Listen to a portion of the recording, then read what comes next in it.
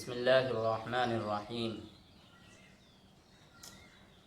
آج پھر آپ لوگوں کے سامنے خلاصہ قرآن کو لے کر حاضر ہیں، کیونکہ 23واں پارہ ہمارا ہو چکا تھا، تو آج ہم 24واں پارہ اپنا شروع کریں گے۔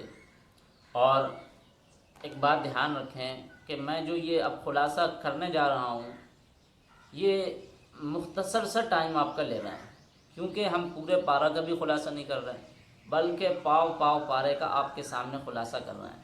اب عزیز ساتھیوں، کوشش یہ ہونی چاہیے ہماری کہ ہم پاؤ پارے کے خلاصے کو بھی نہ سمجھیں تو پھر کیا، اتنے ہم جو ہے غافل ہو جائیں، اتنے ہم بیزار ہو جائیں، یا اتنے اندر ہماری جو ہے غفلت بھر جائے کہ ہم جو ہے یار خلاصہ قرآن کو بھی نہ سمجھیں۔ ایک تو ہم قرآن کو نہیں سمجھ رہے، تو اس کی جو ہے معنی نہیں سمجھ رہے ہیں، اس کی تفصیل نہیں سمجھ رہے، اب خلاصہ تو کم سے کم سمجھ لیں۔ ایک پارے کا نہیں سمجھ رہے تھے، آدھے پارے کا نہیں سمجھ رہے تھے، کم سے کم پاؤ پارے کا ہی سمجھیں۔ تو دیکھیں 24واں پارہ شروع ہے، سورہ زمر ہے، اس کی آیت نمبر 53 میں ہمیں یہ ہدایت ملی ہے کہ اللہ تعالیٰ کی رحمت سے مایوس نہ ہو۔ لیکن اسلام کا دامن اللہ کی رحمت اور وسعت سے بھرا ہوا ہے۔ اللہ کی رحمت اور مغفرت کے دروازے ہر وقت بندوں کے لیے کھلے ہوئے ہیں۔ کتنا ہی بڑا مشرک اور گنہگار، کسی بھی باطل مذہب کا ماننے والا جب ایمان قبول کر لیتا ہے، یا کوئی گنہگار مسلمان سچی توبہ کر لیتا ہے، تو اللہ تعالیٰ اس کے سارے گناہ معاف کر دیتا ہے۔ اس لیے ہمیں اپنے گناہوں سے توبہ کر کے اللہ سے مغفرت کی امید رکھنی چاہیے۔ تو کیا پتہ لگا کہ اللہ کی رحمت سے ہمیں مایوس نہیں ہونا، کسی بھی حال میں نہیں مایوس ہونا، بلکہ ہمیں اس کی امید سے، ہمیں جو ہے اس کی ذات سے ہمیں وابستہ رہنا ہے، اس کی ذات سے ہمیں امید لگائے کے رکھنا ہے کہ اسلام کا دامن اور اس کی وسعت بڑی وسعت ہے، کہ اسلام کا دامن اللہ کی رحمت اور اس کی وسعت سے بھرا ہوا ہے۔ اللہ کی رحمت اور مغفرت کے دروازے ہر وقت کھلے ہوئے بندوں کے لیے۔ تو آج کل ہوتا کیا ہے کہ بہت سے لوگ مایوس ہونے لگتے ہیں، پریشان ہونے لگتے ہیں۔ لا تقنطوا من رحمت اللہ، وہ بار بار کہتا ہے کہ اللہ کی رحمت سے مایوس مت ہو، مایوس مت ہو۔ مایوس ہونا بھی گناہ ہے اللہ کی رحمت سے۔ تو ہم کیا ہوتے ہیں، ہم بڑے ڈپریشن کے شکار ہوتے چلے جاتے ہیں، پریشان ہوتے ہیں۔ تو عزیز ساتھیوں، یہ ہمیں سبق ملا قرآن میں کہ کسی بھی صورت میں ہمیں پریشان نہیں ہونا ہے، اور اللہ کی رحمت سے ہمیں امید رکھنی ہی رکھنی ہے۔ وہ گناہ ہمارے معاف کر دے گا، پریشانی سے ہمیں نکال دے گا، ہر جگہ سے ہمارے لیے ایسے راستے تیار کر دے گا جہاں سے ہمیں وہم و گمان بھی نہیں ہوگا، ایسی جگہ سے ہمیں رزق پہنچائے گا جہاں سے ہمیں پتہ بھی نہیں ہوگا، ایسی جگہ سے ہمارے لیے ایسا انتظام اور بندوبست ہوگا کہ ہم تصور بھی نہیں کر سکتے۔ تو اللہ کی رحمت سے مایوس بالکل نہیں ہونا ہے، اللہ کی رحمت سے بالکل بھی مایوس نہیں ہونا ہے۔ اگر ہم نے کوئی گناہ کر لیا ہے، ہم اگر بار بار توبہ کر رہے ہیں، اللہ کریم کی ذات سے امید ہے کہ اللہ اس گناہ کو ہمارے معاف کر دے گا۔ وہ تو کہتا ہی ہے کہ بندہ کوئی توبہ کرے، ہم اس کے گناہوں کو معاف کریں تو وہ معاف کر دے گا۔ اور کچھ لوگ ہوتے ہیں بڑے پریشان ہو جاتے ہیں، پتہ نہیں ہے گناہ ہمارا معاف ہوا ہے نہیں، وہ اس وجہ سے ٹینشنوں میں ہوتے ہیں۔ اللہ کی رحمت اور مغفرت کے دروازے اتنے لمبے چوڑے اور بندوں کے لیے کھلے ہوئے ہیں کہ وہ یار کتنا ہی بڑا کوئی مشرک آ جائے، گنہگار آ جائے، کسی بھی باطل مذہب کا ہو، کسی بھی نظریے کا ہو، لیکن جب وہ ایمان قبول کر لیتا ہے، یا کوئی گنہگار سچی مسلمان توبہ کر لیتا ہے، تو اللہ تعالیٰ اس کے سارے گناہوں کو معاف کر دیتا ہے۔ اس لیے ہمیں اپنے گناہوں سے توبہ کر کے اللہ سے مغفرت کی امید رکھنی چاہیے، مایوس نہیں ہونا چاہیے۔ پہلا یہ سبق ملا۔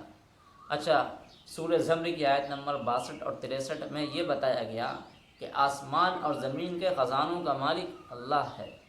لیکن اللہ تعالیٰ نے ہر چیز کو پیدا کرنے کے بعد اس کی حفاظت کا انتظام فرمایا ہے۔ زمین آسمان کی تمام چیزوں میں تصرف کا اختیار اپنے پاس رکھا ہے۔ وہی زمین اور آسمان کے خزانوں کی کنجیوں کا مالک ہے، جس کو جتنا چاہتا عطا فرماتا ہے۔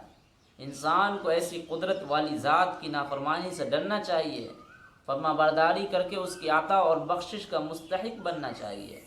تو پتہ یہ لگا آسمان اور زمین کے خزانوں کا مالک اللہ ہی ہے، اللہ ہی ہے۔ اللہ تعالیٰ نے ہر چیز کو پیدا کرنے کے بعد اس کی حفاظت کا انتظام فرمایا ہے، ہر چیز کی حفاظت، پیدا کرنے کے بعد اس کی ہر چیز کا حفاظت کا انتظام فرمایا۔ زمین آسمان کی تمام چیزوں میں تصرف کا اختیار صرف اللہ ہی اپنے پاس رکھا ہے۔ وہ زمین اور آسمان کے خزانوں کی کنجیوں کا مالک ہے، جس کو جتنا چاہتا عطا فرماتا ہے، اور انسان کو ایسی قدرت والی ذات کی نافرمانی سے ڈرنا چاہیے، ایسی عظیم قدرت والی ذات کی نافرمانی سے ڈرنا چاہیے، اور فرما برداری کر کے اس کی عطا اور بخشش کا مستحق بننا چاہیے۔ عزیز ساتھیوں، یہ بات خوب اچھی طرح اپنے کانوں میں، اپنے ذہنوں میں سمجھ لو کہ اللہ کریم جو اتنی بڑی قدرت والے ہیں، اتنی بڑی عظمت والے ہیں، ہم ان کی نافرمانی کر کے آخر اس دنیا میں جائیں گے تو کہاں جائیں گے؟ ہم بھاگیں گے تو کدھر بھاگیں گے؟ ارے ہمارے لیے کوئی راستہ ہے؟ اس کی اتنی بڑی وسعت اور اس کی اتنی بڑی جو ہے وسیع و عریض کائنات میں، جہاں ہم چلے جائیں، جہاں اس کی حکومت نہ چلتی ہو، ہم گناہ کر کے وہاں تک بھاگ جائیں جہاں اس کی جو ہے حکومت اور پاور نہ ہو۔ ہر ایک چیز کا تصرف اسی نے اپنے پاس رکھا ہے، آسمان و زمین اسی کے پاس ہیں۔ کوئی سے بھی دنیا کا کونا ہو، اور چاہے آپ کو کہیں سے بھی دنیا کا بل ہو، چاہے آپ سمندر کی تہہ میں غوطہ لگا دیں، چاہے آپ آسمان میں اڑ جائیں، ہر جگہ اسی کی حکومت، اسی کی بادشاہت، اسی کی سلطنت، اسی کی ہی سلطنت ہے ہر جگہ۔ تو ہمیں یہ سوچنا چاہیے کہ ہم آخر نافرمانی کر کے ہم جائیں گے تو کہاں جائیں گے؟ ہم بچ نہیں سکتے اس سے، کسی بھی صورت میں نہیں بچ سکتے۔ تو ہم ایسا نہ سوچیں کہ ایسی عظیم ذات، ایسی عظیم قدرت والی ذات ہے، اور ایسی پاور والی قدرت والی وہ طاقت ہے کہ ہم اس کا گناہ کر کے، اس کی نافرمانی کر کے، اس کی معصیات میں ہم جو ہے ڈوب کر کے کہاں جائیں گے؟ کدھر بھاگیں گے؟ کوئی جگہ نہیں ہے، ہر جگہ سے ہماری پکڑ ہے۔ تو کیوں نہ ہم جو ہے فرما برداری کر کے اس کی عطا اور بخشش کے مستحق بن جائیں، جس طرح کہ اس نے بتایا ہے کہ قرآن میں جگہ جگہ بتایا، اہل جنت والوں کی نشانیاں بیان کریں، اہل جنت کے لیے کیا کیا اس نے جو ہے سزا رکھے کہ ان کو جو ہے ایسی نہریں ملیں گی، ایسے باغات ہوں گے، ایسے تکیے لگائے ہوئے وہاں پر لوگ بیٹھے ہوں گے مسحریوں پر، اور وہاں ان کے لیے ہم عمر حوریں ہوں گی، اور اس طرح سے وہ جنت کی وہ تمام چیزیں بیان کر دی قرآن کریم میں۔ تو عزیز ساتھیوں، ہم نہیں بچ سکتے ہیں، کہیں نہیں جا سکتے ہیں، تو ہمیں اس کی فرما برداری کرنا ہے۔ تو اچھا، سورہ زمر کی آیت نمبر 69 میں یہ بتایا گیا کہ میدان محشر میں انصاف کے ساتھ فیصلہ ہوگا، کسی پر کوئی ظلم نہ ہوگا۔ لیکن اللہ تعالی حشر کے دن حساب و کتاب کے لیے اپنی شان کے مناسب جلوہ فرمائے گا، اس کی تجلی اور نور سے میدان محشر چمک اٹھے گا۔ حساب کے لیے سب کے اعمال ناموں کے دفتر سامنے رکھ دیے جائیں گے۔ انبیاء علیہ السلام، فرشتے، امت محمدیہ کے لوگ، انسان کے ہاتھ پاؤں گواہ بنا کر حاضر کیے جائیں گے۔ ہر شخص کے اعمال کا انصاف کے ساتھ فیصلہ سنایا جائے گا، کسی کی نیکی کے بدلے میں کمی نہیں، اور کسی اور بدی کے بدلے میں کوئی زیادتی نہ ہوگی۔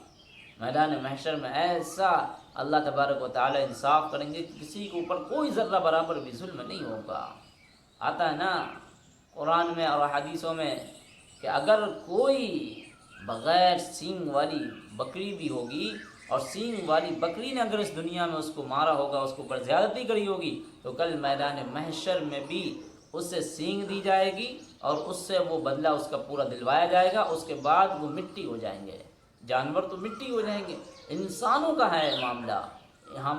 ہم اور آپ کا مسئلہ ہے کہ ہمیں اور آپ کے لیے پھر جو ہے جنت اور جہنم ہے، کیسے اعمال نامے ہیں، کیسے ہمارا دفتر کن کاموں سے بھرا ہوا ہے، اچھے کاموں سے رجسٹر ہمارا بھرا ہوا ہے، یا گندے کاموں سے ہمارا پورا نامہ اعمال ہی خراب ہے۔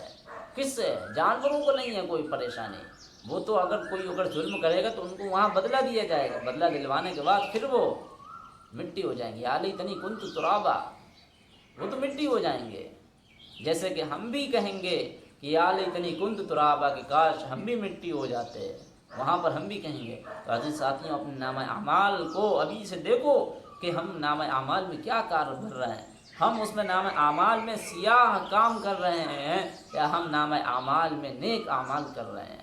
کیا ہم لکھ رہے ہیں؟ فرشتے ہمارے کیا لکھ رہے ہیں؟ یہ ہمیں دیکھنا ہوگا اور سوچنا ہوگا۔ اللہ کریم کی ذات سے ہمیں امید رکھنی ہوگی کہ اللہ کریم ہم لوگوں کو بھی نیک عمل کرنے کی توفیق عطا فرمائے، اور ہم لوگوں کو اس پر عمل کرنے اور اس پر جمنے کی توفیق عطا فرمائے، کہنے سننے سے زیادہ عمل کرنے کی توفیق عطا فرمائے، آمین۔